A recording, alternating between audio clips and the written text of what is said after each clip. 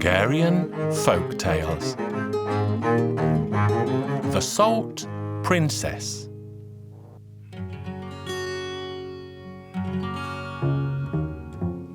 Once upon a time there lived an old king who had 3 beautiful daughters. The old king wanted to find husbands for his daughters before he died, but he could not decide which daughter should receive the most beautiful of his 3 kingdoms. So he decided to give his most beautiful kingdom to the daughter who loved him the most. The old king asked his daughters, and the eldest replied, "I love you, dear father, as a dove loves good grain." "What about you, child?" "I love you, dear father, as a hot summer day loves a cool breeze." "And what about you, daughter?" "I love you, dear father, like people love salt." "What do you mean, salt? You ungrateful child. Is this what I raised and loved you for all these years? Get out of here! Get out of my sight!" His daughter tried to explain that people love salt very much indeed. She sobbed and begged, but her father shunned her from his palace.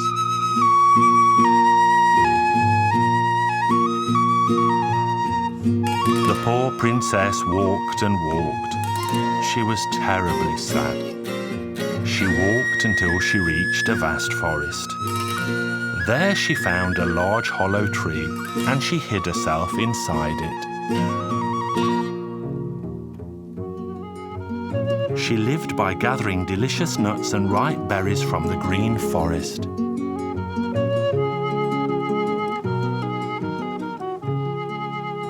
One day, the prince from the neighbouring kingdom was out hunting when he happened to pass by.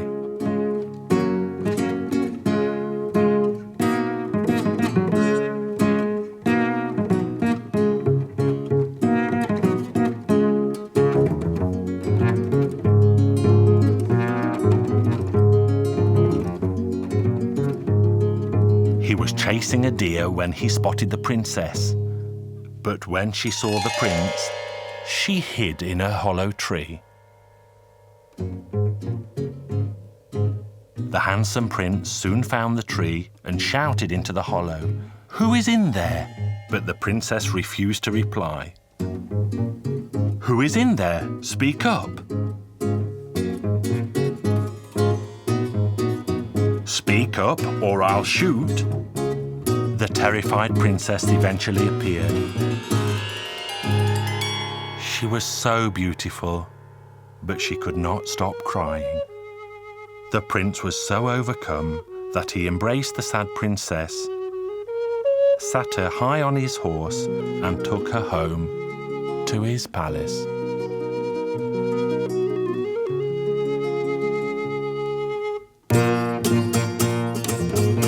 Their wedding was so grand that even the dogs ate beef broth, and the young couple lived as happily as 2 doves.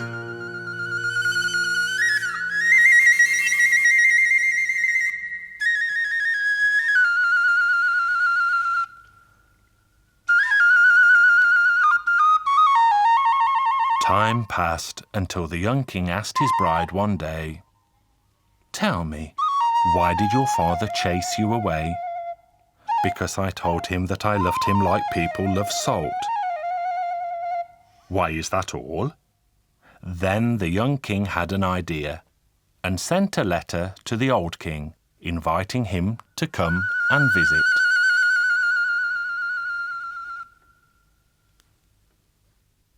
The old king came the very next day in a golden carriage. The young king led him to his grandest chamber and sat him down at the table.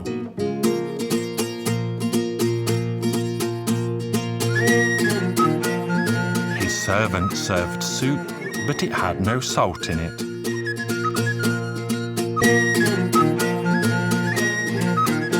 And the meat had no flavour either. The king ate a great deal, but was still left feeling hungry. He remained silent for a while, but eventually had to speak. "What kind of cook do you have, son? Who makes food with no salt?" "I heard you don't like salt, sire." "Who told you that?" "Why, your daughter, of course." Then the princess appeared. The king's daughter smiled at her old father, who shed tears of joy. Father and daughter embraced, and the king gave his most beautiful kingdom to his youngest daughter. And they all lived happily ever after.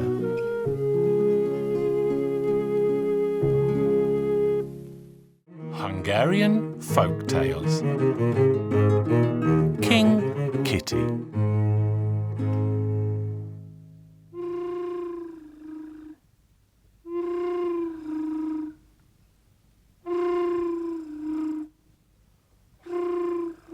Once upon a time there lived a poor old woman, and she had a cat. The cat was so greedy that he poked his nose into every jug and jar.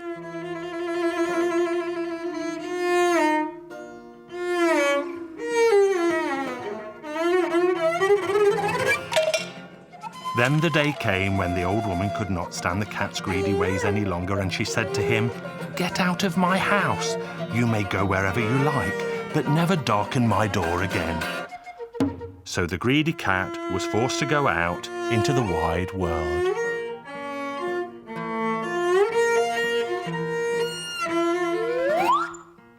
The cat walked until he came to a bridge, where he sat and gave a sad meow. And as he sat, he caught sight of a fox sitting nearby.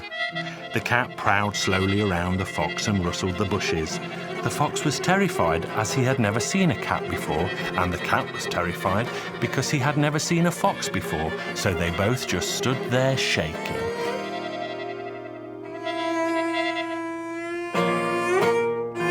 Which of us should be in charge? What? You don't know who I am?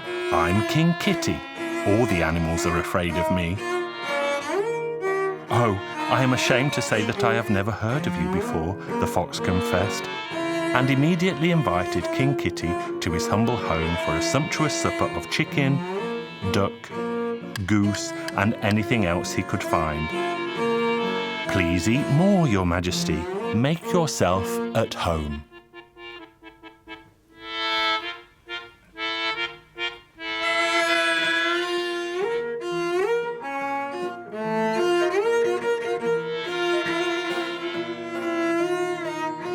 When the feast was finished, the fox prepared an exceptionally soft bed for King Kitty, who ordered complete silence while he had his royal nap.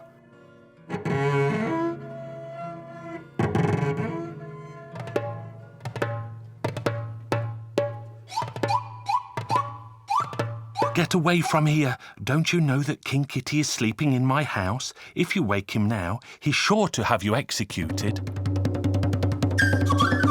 "Where are you running to? Are the hounds on your tail?" "Don't ask me, Bear. I was passing Fox's house and he told me to run away because King Kitty sleeps within, and if I woke him, he'd have me executed." The bear pondered. "I have travelled to many lands, but I have never heard of such a feline figure. I shall pay a visit to the fox and see this King Kitty for myself." "Oh, Bear, please don't go there, because if you wake King Kitty, he'll have you executed and me along with you." This frightened the bear, who ran and ran until he reached the rabbit. "Oh my, what will happen if King Kitty wakes up and walks out into the forest?" "I've got a splendid idea. Let's all invite King Kitty to a banquet." "If you trust me, I'll go to the fox and invite His Majesty."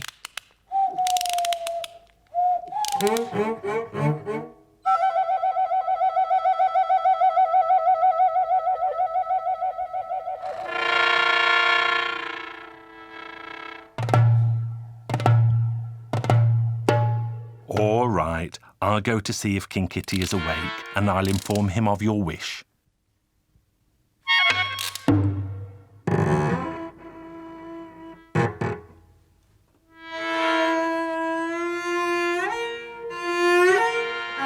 Your Majesty, a crow has arrived sent by the animals of the forest to invite you to a royal banquet. King Kitty brushed his white whiskers and said, "Very well, you may go and tell the crow I will attend."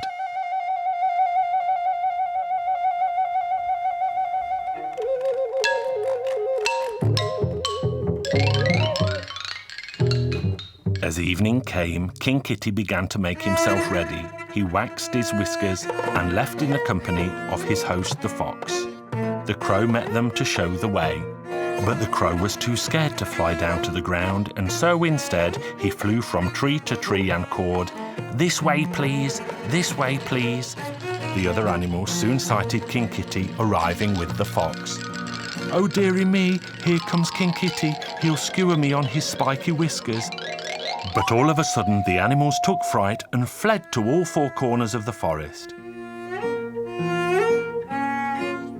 And if these foolish animals had not run away, my story would have lasted longer still.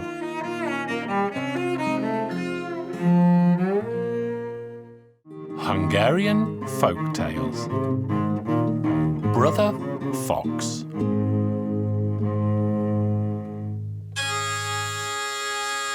The fox and the wolf were not the best of friends. The fox had tricked the wolf too many times, and so the wolf decided it was time to eat the fox. One day, 12 carts full of fish came trundling down the road. The fox stole a stack of fish from one of them.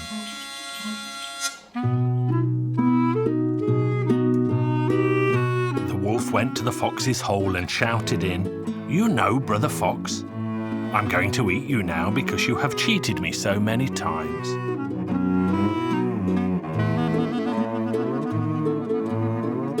Then he saw the pile of fish.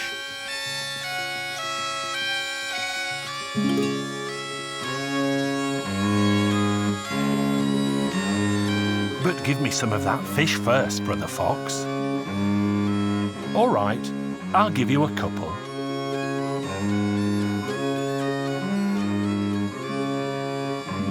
And the fox gave him some. "Where did you catch these, Brother Fox?" "In the river, Brother Wolf." "Well, teach me how to catch some too." "All right, Brother Wolf, I'll teach you." So they both went out onto the frozen river and cut a hole in the ice. "Well, Brother Fox, put your tail in here and wait until the fish begin to bite. You need to wait until it gets good and heavy," and that's exactly what happened. The fox left the wolf behind.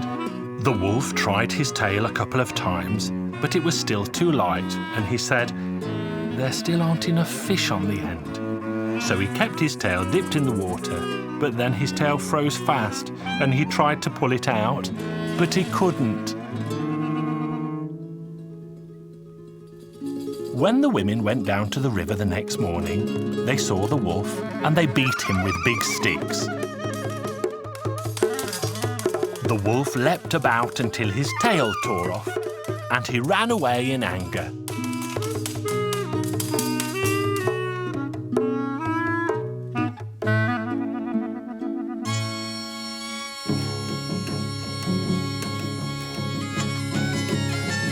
Then the wolf met the fox again. "Now I'm going to eat you, Brother Fox, because you cheated me again, and you can see that I've lost my tail. Why did you keep it in for so long? Were there so many fish on the end that you couldn't pull it out, you foolish wolf? Why did you do it? You know, Brother Wolf, I happen to know about a wedding party in the village. Let's go together and have some fun." And the silly wolf believed what the fox told him. The fox and the wolf went to the wedding party that evening. The farmer had left the barn door open. The fox said, "Don't make any noise, because the people at the party will hear you and kill you." They both started to eat. The fox began to feel very merry, and so he said to the wolf, Brother Wolf, I want to sing a jolly song." The wolf said, "Don't, or else we shall be killed. Go to the top of the cellar and sing there."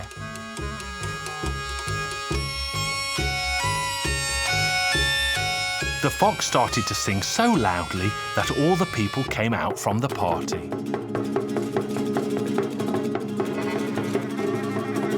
They beat the wolf so badly that he barely survived.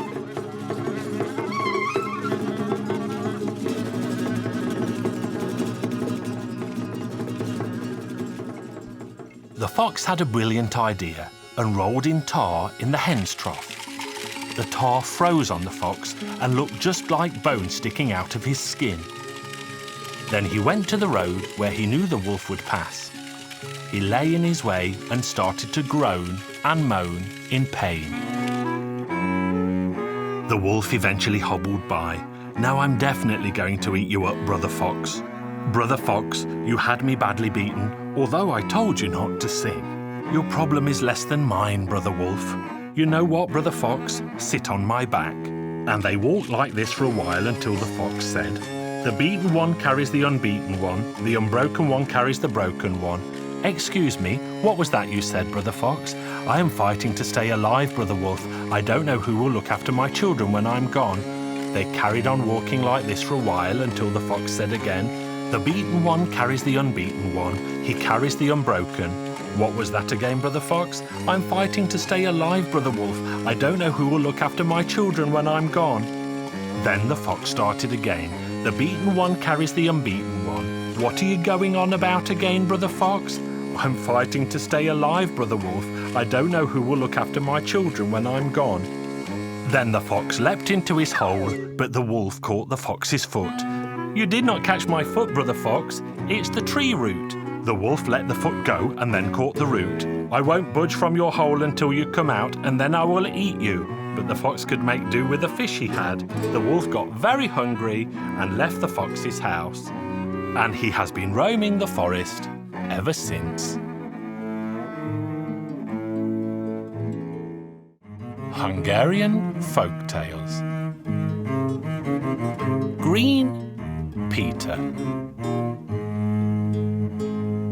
Once upon a time, in a land far, far away, there stood a large farm. A family lived on that farm with a husband, a wife, a son, and a daughter.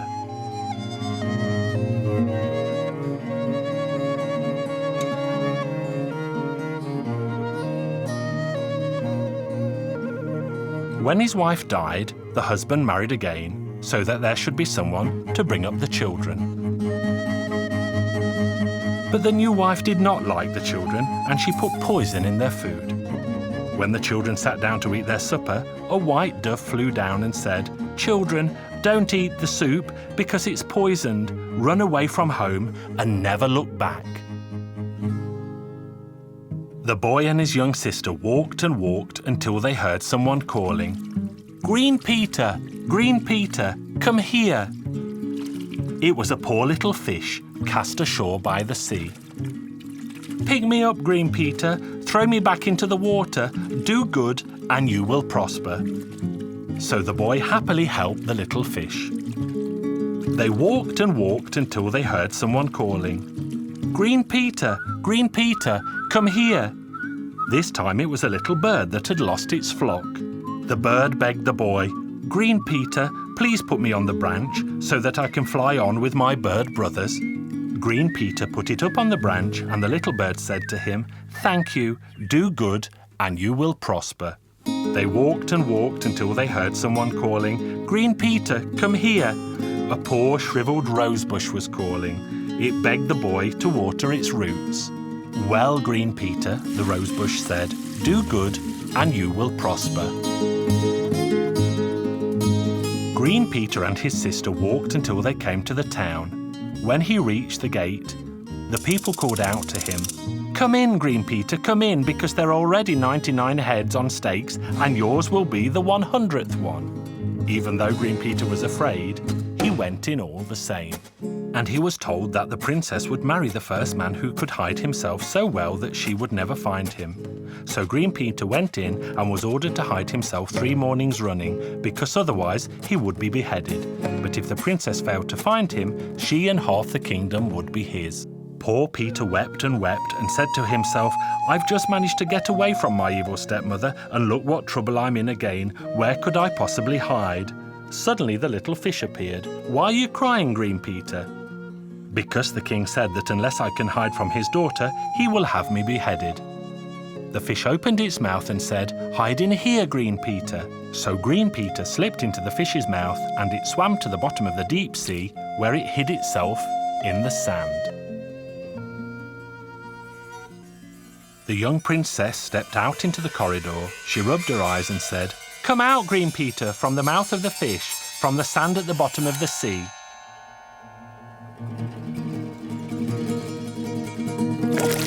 So Green Peter came out.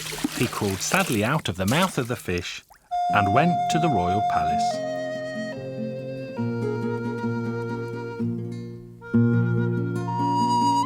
The next morning he tried again.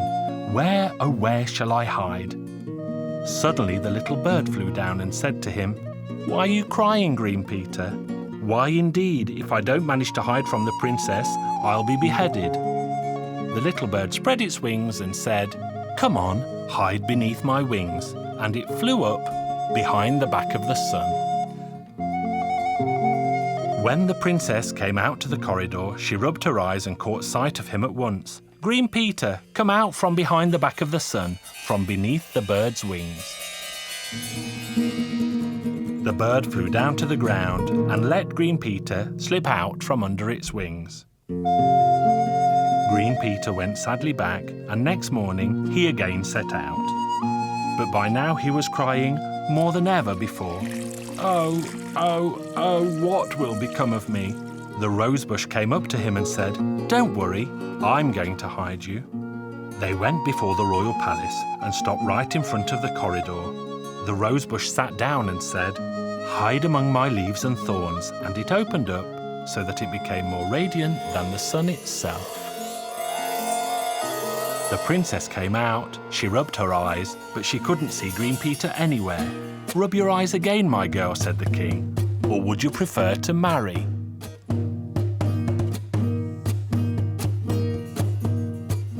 Again the princess rubbed her eyes. She looked and looked, but to no avail. She eventually grew tired of looking for the lad and called out to him, "Come out, Green Peter, come out from wherever you are. I can't see you anywhere." And so Green Peter came out at last. The young couple married right away. He got half the kingdom too, and the wedding feast lasted for 3 long days. I was there myself, and I had a fine time. I was even given a nice big bone to chew. Hungarian Folk Tales. The Poor Cobbler and the King of the Winds. There was once a poor cobbler who toiled all day and all night and had more children than there are holes in a sieve. One day he mended the shoes of a miller, who paid him with flour, and he was carrying the flour home when the wind blew all the flour away.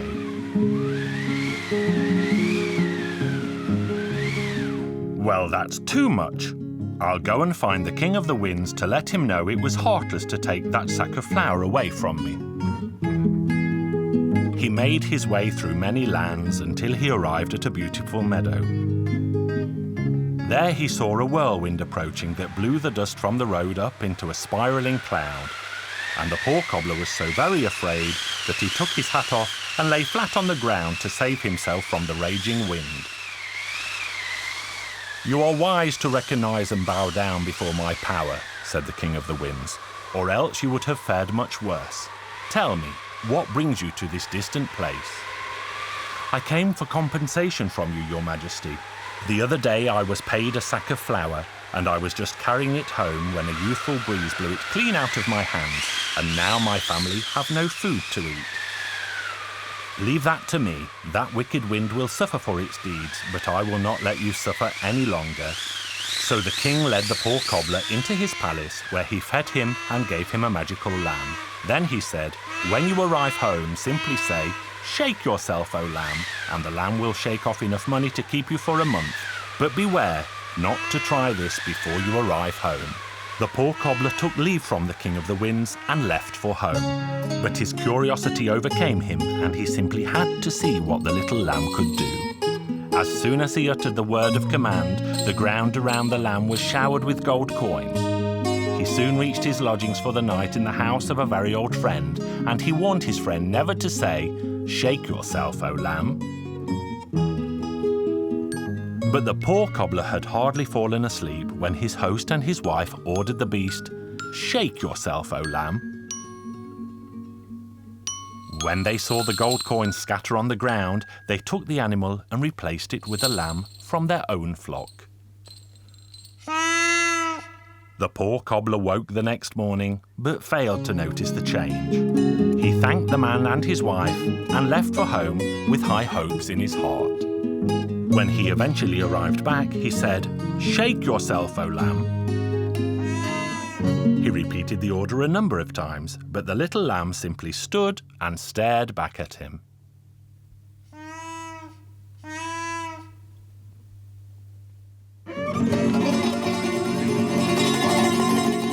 The cobbler then set off again to visit the King of the Winds, and he was very angry.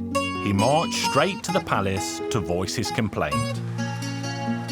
"I am sure you did not take my advice, and you must have spoken to the lamb before you reached home. But this time I will give you a tablecloth, and all you have to say is, 'Fill yourself with fine fare, O tablecloth,' and it will be covered in food. But do not be tempted to try this before you arrive home."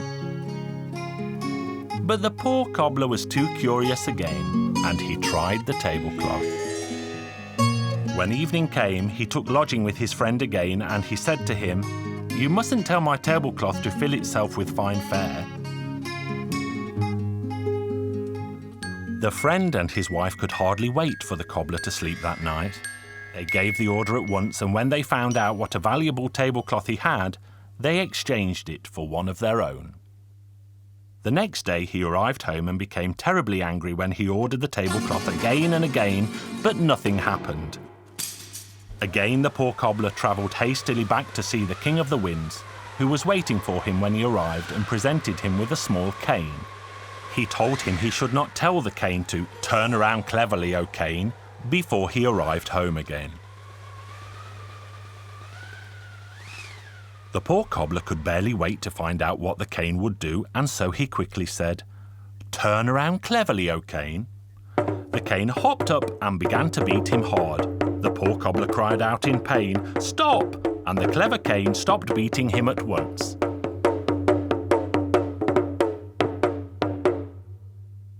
Now the poor cobbler knew what to do with the cane. On his way home, he stayed with his old friend again. He warned the man and his wife not to say, "Turn around cleverly, O cane." But his wife's friend woke her husband at midnight. They took the cane into their room and she said, "Turn around cleverly, O cane, once for me and once for my husband." The poor cobbler was quickly woken by their cries. "I told you not to address my cane, but it seems that you are the guilty one, so let it beat you as it will." "Oh, we promise to return both the lamb and the tablecloth." Then the poor cobbler ordered the cane to stop. But the friend and his wife did not wait for the cane to beat them again, and they hurried forth with the poor cobbler's lamb and his tablecloth, who took them home to his family, who never wanted for money or food again. And they all lived happily ever after.